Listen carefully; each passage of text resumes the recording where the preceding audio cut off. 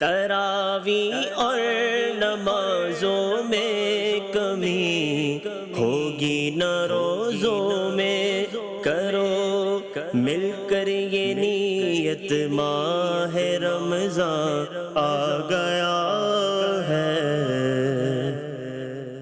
الحمد للہ رب العالمین والصلاة والسلام علی سید المرسلین، اما بعد فاعوذ باللہ من الشیطان الرجیم، بسم اللہ الرحمن الرحیم۔ الصلاة والسلام علیک یا رسول اللہ وعلی آلک واصحابک یا حبیب اللہ، الصلاة والسلام علیک یا نبی اللہ وعلی آلک واصحابک یا نور اللہ۔ مدنی چینل کے ناظرین، پروگرام درس تراویح میں آپ کو خوش آمدید کہتے ہیں۔ اللہ رب العالمین قرآن مجید فرقان حمید کے نور سے ہمارے سینوں کو روشن منور فرمائے۔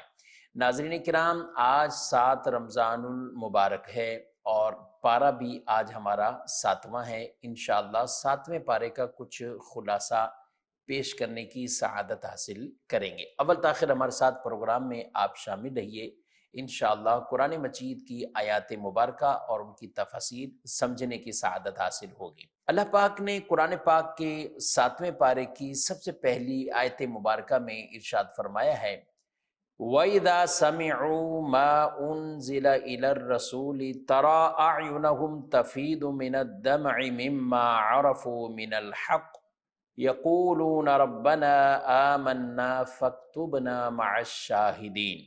ترجمہ، اور جب یہ سنتے ہیں وہ جو رسول کی طرف نازل کیا گیا تو تم دیکھو گے ان کی آنکھیں آنسوؤں سے ابل پڑتی ہیں، اس لیے کہ وہ حق کو پہچان گئے، کہتے ہیں اے ہمارے رب ہم ایمان لائے، پس تو ہمیں گواہوں کے ساتھ لکھ دے، یعنی حق کے گواہوں کے ساتھ ہمیں لکھ دے۔ اس آیت مبارکہ میں یہ بات ارشاد فرمائے گی کہ جو کچھ رسول صلی اللہ علیہ وسلم کی طرف نازل کیا گیا، جب وہ کلام سنتے ہیں لوگ تو ان کی آنکھوں میں سے آنسو آ جاتے ہیں، ان کی آنکھوں میں سے آنسو۔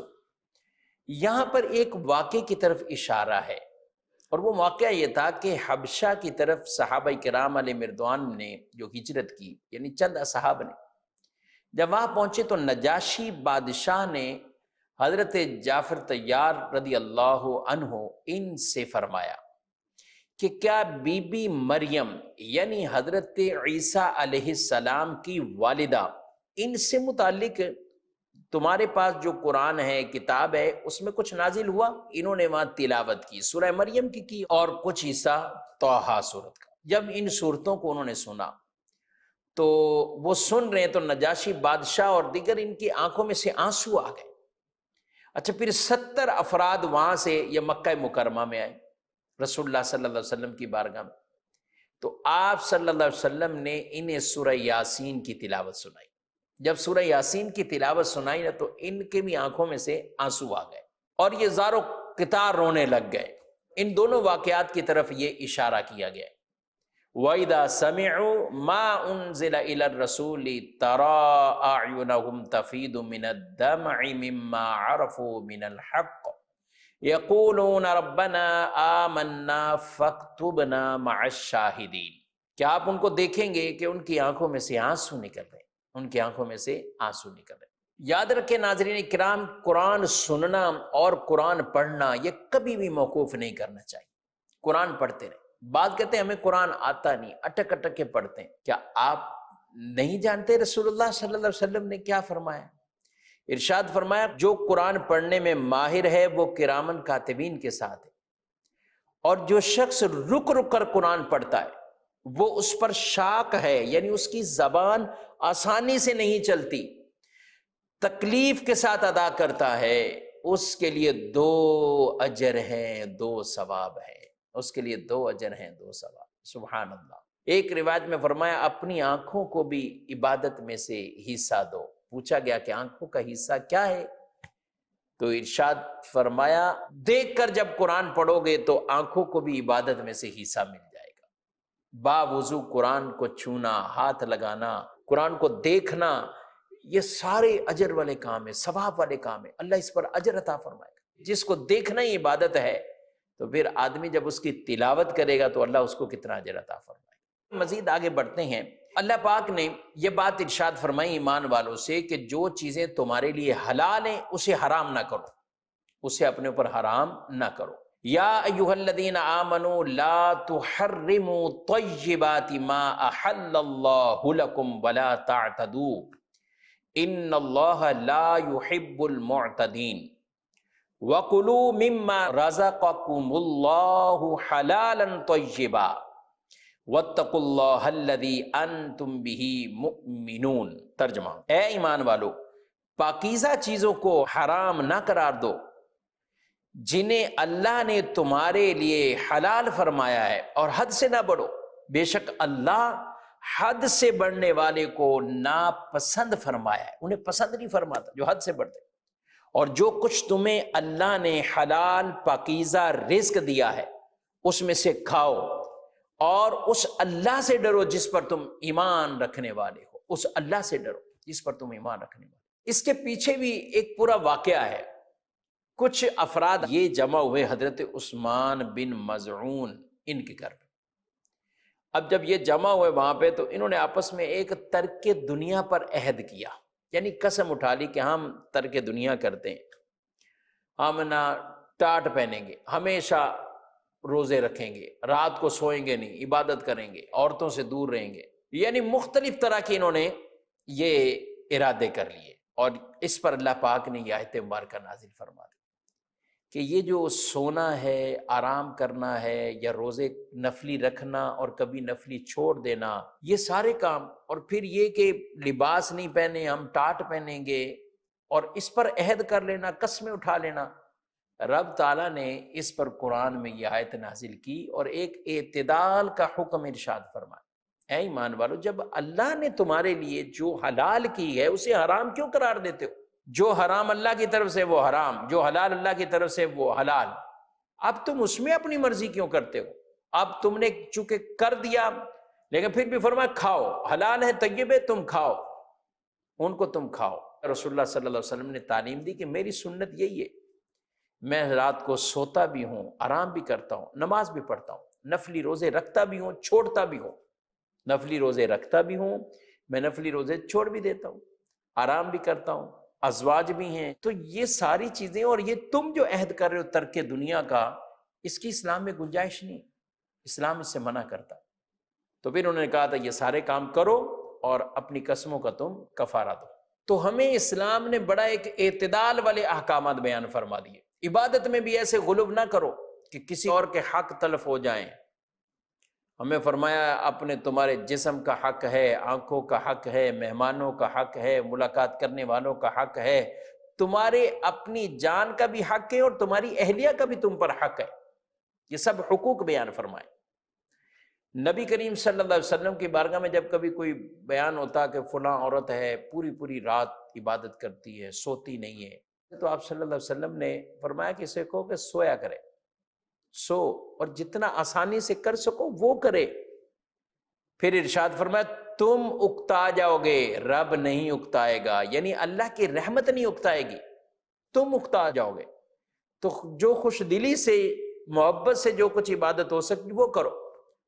جو فرائض شریعت نے رکھے ہیں عبادات میں سے وہ تو کرنے ہی کرنے ہیں، لیکن یہاں بات ہو رہی ہے کہ جو پوری رات کوئی کہے کہ میں نے جاگتا ہی رہنا ہے، سونا نہیں ہے کبھی، شریعت اس حق میں نہیں ہے اس طرح کہ آپ رات کو کہیں کہ میں رات کو جاگوں گا اور پوری رات عبادت کروں گا، اور دیگر کئیوں کے حقوق آپ تلف کر رہے ہو، اس کی اجازت نہیں دیتے. تو یہاں ان کو ایک اعتدال کا حکم عطا کر دیا اور بقیہ چیزوں سے منع کر دیا. لیکن وہ تو قسم اٹھا چکے تھے. اب جب انہوں نے قسم اٹھا لی تو قسم کا ظاہر ہے کفارہ بھی ہے.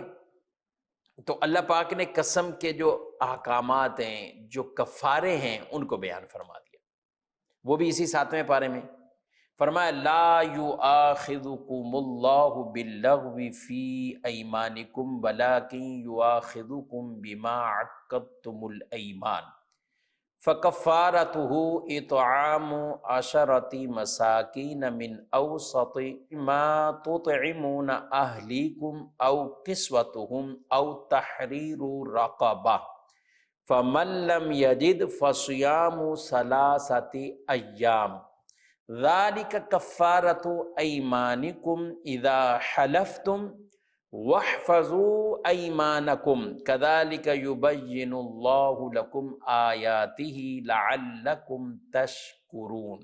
ترجمہ: اللہ تمہیں نہیں پکڑتا تمہاری غلط فہمی کی قسموں پر، ہاں ان قسموں پر گرفت فرماتا ہے جنہیں تم نے مضبوط کیا، تو ایسی قسم کا بدلہ 10 مسکینوں کو کھانا دینا، اپنے گھر والوں کو جو کھلاتے ہو اس کے اوسط میں سے، یعنی درمیانی کیفیت والا، یا انہیں کپڑے دینا، یا ایک غلام کو آزاد کرنا، ایک گردن کو آزاد کرنا۔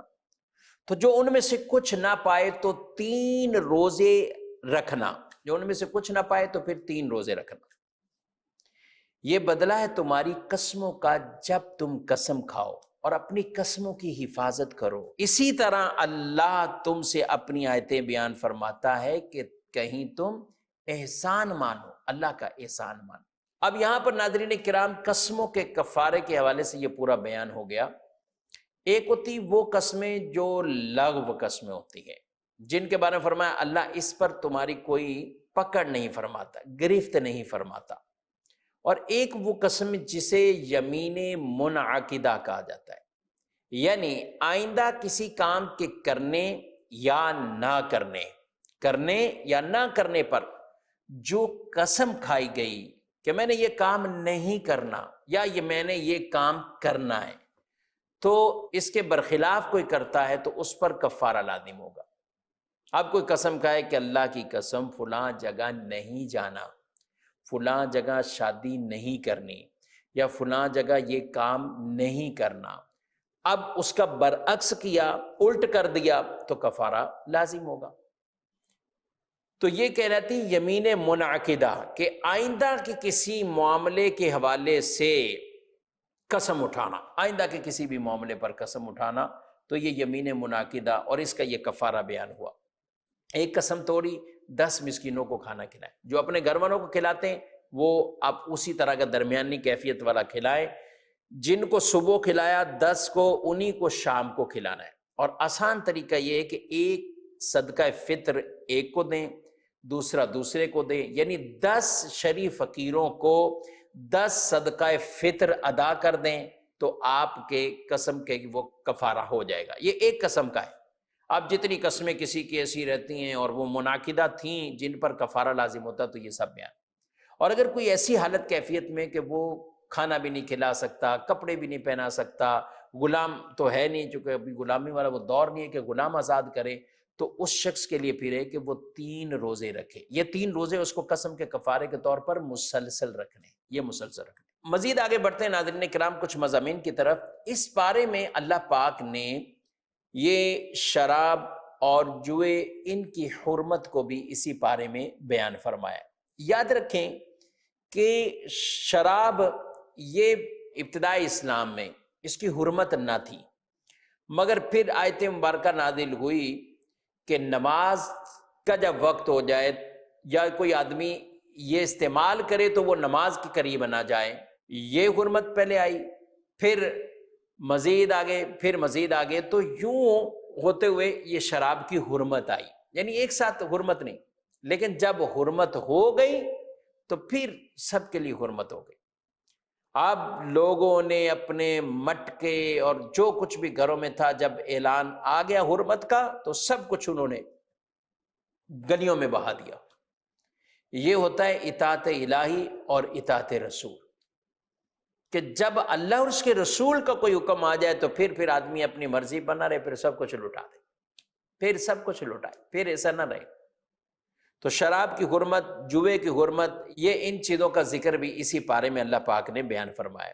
اسی پارے میں حضرت عیسیٰ علیہ السلام پر جو اللہ کے انعامات تھے، جنہیں قرآن میں اللہ پاک نے بیان فرمایا، اذ قال اللہ یا عیسی ابن مریم اذکر نعمتی علیک وعلی والدتک اذ ایدتک بروح القدس تکلم الناس فی المہد وکہلا وَإِذْ عَلَّمْتُكَ الْكِتَابَ وَالْحِكْمَةَ وَالتَّوْرَاةَ وَالْإِنْجِيلَ وَإِذْ تَخْلُقُ مِنَ الطِّينِ كَهَيْئَةِ الطَّيْرِ بِإِذْنِي فَتَنفُخُ فِيهَا فَتَكُونُ طَيْرًا بِإِذْنِي۔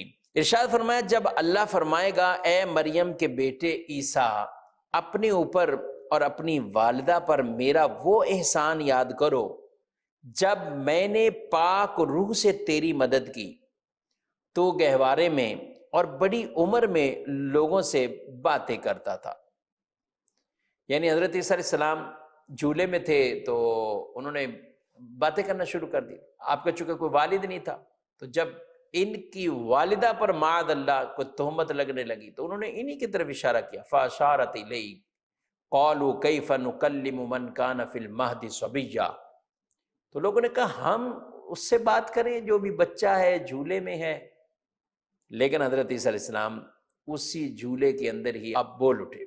اللہ نے آپ کو وہ طاقت عطا فرمائی، انی عبد اللہ آتانی الکتاب وجعلنی نبیا، کہا کہ میں اللہ کا بندہ ہوں، اللہ نے مجھے کتاب دی اور مجھے نبی بنایا۔ تو یہ حضرت عیسیٰ علیہ السلام نے شروع میں آپ نے کلام کیا تو اللہ پاک نے اس نعمت کا یہاں ذکر فرمایا اور فرمایا اور جب میں نے تجھے کتاب اور حکمت اور توریت اور انجیل سکھائی اور جب تم میرے حکم سے مٹی سے پرندے جیسی صورت بنا کر اس میں پھونک مارتا تھا تو وہ میرے حکم سے پرندہ بن جاتی تھی، سبحان اللہ، اور تو میرے حکم سے پیدائشی نابینا اور سفید داغ کے مریض کو شفا دیتا تھا اور جب تو میرے حکم سے مردوں کو زندہ کر کے نکالتا تھا۔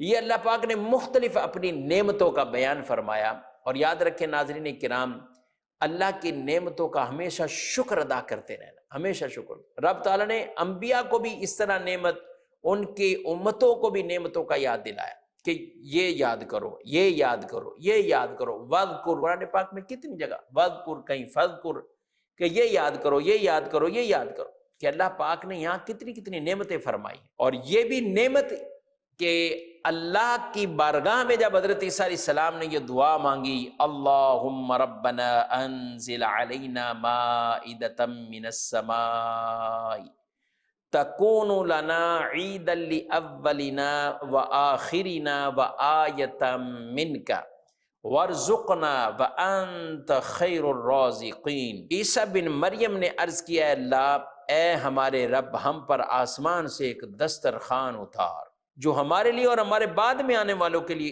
عید اور تیری طرف سے ایک نشانی ہو جائے، اور ہمیں رزق عطا فرما، اور تو سب سے بہتر رزق دینے والا ہے۔ تو یوں حضرت عیسیٰ علیہ السلام نے جب یہ دعا مانگی تو وہ آسمانوں سے دسترخوان نازل ہو گیا، اور وہ دسترخوان آپ کی نبوت کی ایک بین دلیل تھا۔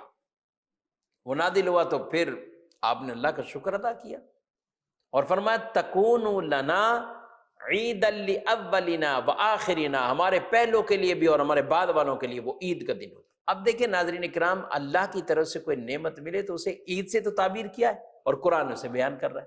تو جب ایک دسترخوان کی نعمت پر عید اسے کہا جا سکتا ہے تو ہمارے پیارے نبی صلی اللہ علیہ وسلم جو دنیا میں مبعوث ہوئے اور جن کے صدقے یہ ساری نعمتیں ملی ہیں، ایمان ملا ہے، قرآن ملا ہے، کعبہ ملا ہے، یہ سب کچھ جو ملا یہ حضور کا صدقہ ملا ہے۔ رب کی پہچان ملی تو حضور علیہ السلام کا صدقہ ہے۔ رب تبارک و تعالیٰ کی بارگاہ میں سجدے کرنے کی توفیقیں ملنی ہیں تو یہ حضور علیہ السلام کا صدقہ ہے۔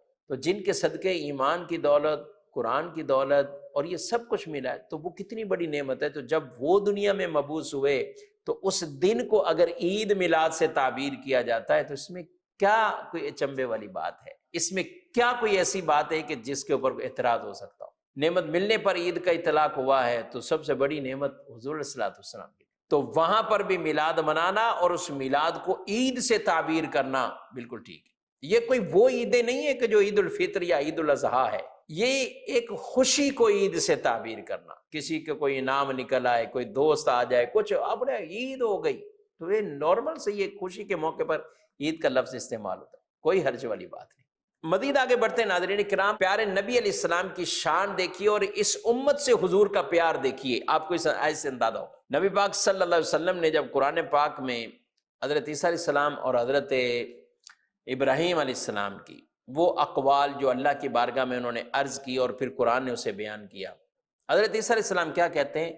ان تعذبہم فإنہم عبادک وَإِن تَغْفِرْ لَهُمْ فَإِنَّكَ أَنْتَ الْعَزِيزُ الْحَكِيمُ، اگر تو انہیں عذاب دے تو وہ تیرے بندے ہیں، اور اگر تو انہیں بخش دے تو بے شک تو ہی غلبے والا ہے، حکمت والا ہے۔ تو یہ ارشاد فرمایا اگر تو انہیں عذاب دے تو وہ تیرے بندے، اور اگر تو انہیں بخش دے تو بخشنے والا ہے۔ روایت میں ہے کہ نبی کریم صلی اللہ علیہ وسلم نے جب قرآن پاک میں اس آیت کو پڑھا، حضرت ابراہیم علیہ السلام کے بارے میں، انہوں نے اللہ کی بارگاہ میں کیا کہا تھا؟